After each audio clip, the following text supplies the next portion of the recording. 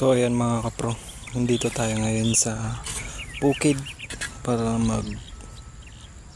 gagawa tayong pilapil para mas mabilis yung pagpapatubig ng mga mais mga pro. Kaya sisimulan ko muna ngayon.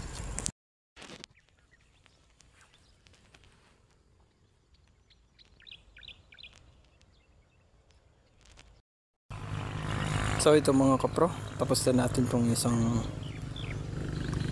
pahaba na to. Bali dito naman sa kabila niya mga kapro,